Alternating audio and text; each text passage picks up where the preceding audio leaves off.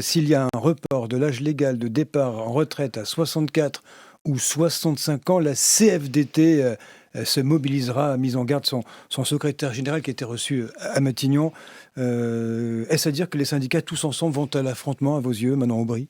Oui, je crois que le mot d'ordre est assez clair et c'est rare d'avoir une telle unité syndicale. Ça faisait en tout cas assez longtemps qu'on ne l'avait pas eu. Elle augure, je crois, de grandes mobilisations en ce mois de janvier contre la réforme des retraites parce que manifestement, Emmanuel Macron s'entête dans une réforme qui n'est soutenue par absolument aucun syndicat et qui est aussi largement minoritaire dans le pays avec plus de 70% des gens qui sont contre. Cette bataille, Manon Aubry, va se jouer au Parlement. Je rappelle que vous êtes députée européenne, mais donc ça va se jouer au Parlement français et dans la rue également. Est-ce que vous le souhaitez au juste? Mais vous savez, personne ne fait grève ou se Mais mobilise l'impression que vous par souhaitez plaisir. une forme de grand soir. Moi, ce que je souhaite, c'est qu'Emmanuel Macron recule et que vous, moi, nous tous, nous n'ayons pas à travailler jusqu'à 65 ans parce que personne ne veut d'une société où on travaille au-delà de l'espérance de vie en bonne santé qui est, je le rappelle, de 62 ans pour les hommes et de 64 ans pour les femmes. Donc, personne ne veut de cette société-là. On a tous des exemples autour de nous, notre oncle, notre tante qui va au travail, le dos cassé, l'aide ménagère, etc. Moi, je veux pas de cette société-là. Mais ça, Et donc, cela concerne une partie de la population, pas tous les Français. ça concerne une immense majorité des Français. Et c'est pour ça que, pour répondre à votre question, est-ce que je veux le grand soir? Moi, je veux qu'Emmanuel Macron recule. Est-ce que vous appelez à l'affrontement, pour parler clairement? Moi, je souhaite qu'Emmanuel Macron recule. Et je dis qu'on sera déterminé. Et c'est aussi ce message d'espoir que j'ai envie de dire aux gens. On est majoritaire dans le pays.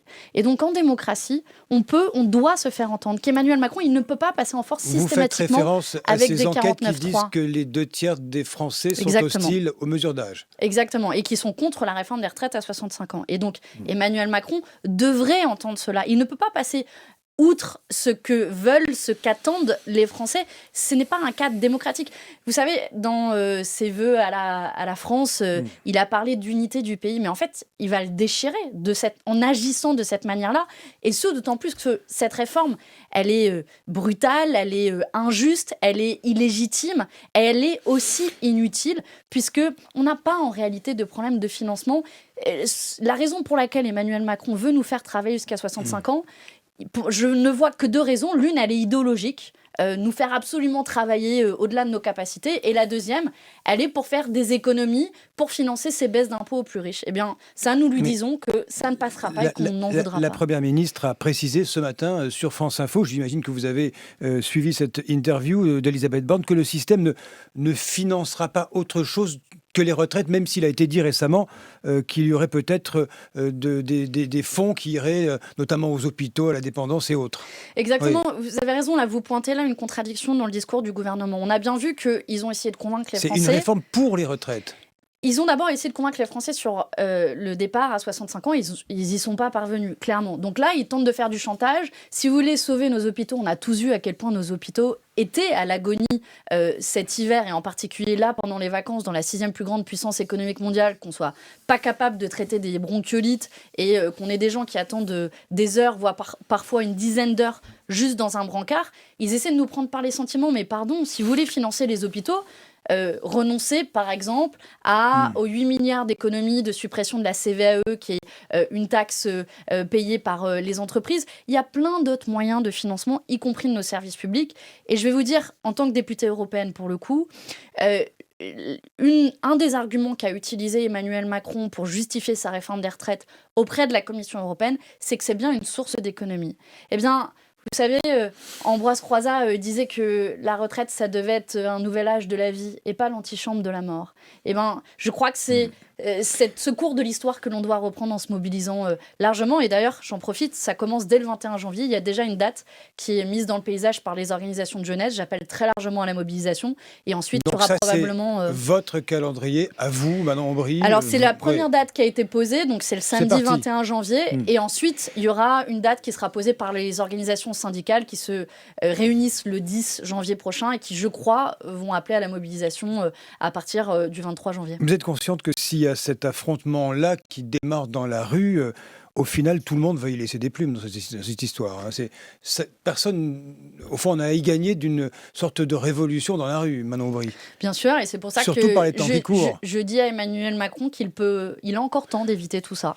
Il a encore temps d'éviter la fracturation de notre pays. Il a encore temps d'éviter des mobilisations massives qui pourraient paralyser le pays. Personne ne veut de ça. Et pour ça, il suffit juste d'écouter ce que les gens ont à dire, c'est-à-dire qu'ils ne veulent pas travailler jusqu'à 65 ans. Quand Elisabeth Borne dit ce matin, toujours sur France Info, reporter à l'âge de départ à 65 ans n'est pas un totem, vous y voyez une forme d'ouverture? Je vois surtout une forme de reculade d'Elisabeth Borne qui a peur de la mobilisation. Et donc, je le dis, on n'a pas encore commencé à se mobiliser largement, mais si on le fait, oui, on pourra faire reculer le gouvernement, comme on a commencé aussi à le faire un peu reculer sur l'assurance chômage. Mais il ne faut pas être dupe, la stratégie du gouvernement, c'est souvent la même.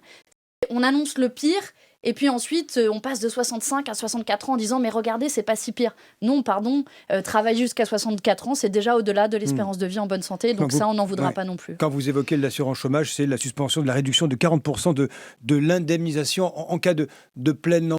Là aussi, une forme de geste? Je ne crois pas que ce soit une forme de geste pour faire plaisir.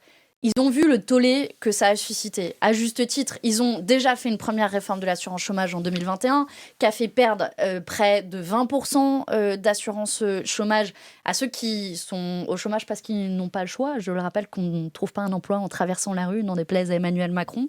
Et puis ce deuxième volet de l'assurance chômage qui va baisser de nouveau les droits jusqu'à 40%. C'est normal que ça ait provoqué un tollé, mais revenir sur cette partie de la réforme n'enlève rien à tout le scandale du reste de la réforme. Et c'est pour ça qu'il ne faut pas se leurrer non plus sur les intentions du gouvernement. Et c'est souvent l'arbre qui cache la forêt. Une dernière chose, vous siégez à Strasbourg, de l'autre côté de la frontière, hein, en Allemagne. Ce n'est pas le même système des retraites et c'est plus tard. Hein. C'est 67 ans. Alors, vous savez, on utilise souvent des exemples européens. Je pourrais vous parler de la Suède. Il n'y a pas d'harmonisation. Non, c'est vrai, vous avez raison. Je pourrais vous parler de la Suède où ils partent en retraite à 60 ans. Je pourrais vous parler de l'Autriche où les femmes partent à la retraite avant les hommes. Évidemment, le système est complexe. La question qu'il faut se poser aujourd'hui, c'est est-ce que cette réforme des retraites est nécessaire? Elle ne l'est pas nécessaire. Notre système de retraite est excédentaire cette année, alors qu'on nous avait dit qu'il serait déficitaire. Alors pourquoi on va travailler jusqu'à 65 ans, alors qu'on n'en a même pas besoin? Donc j'espère que la mobilisation sera au rendez-vous. Allez, merci à vous. Manon Aubry, eurodéputée La France Insoumise, présidente du groupe de la gauche au Parlement européen. Exactement. Invitée du 18h20 ici même à France Info.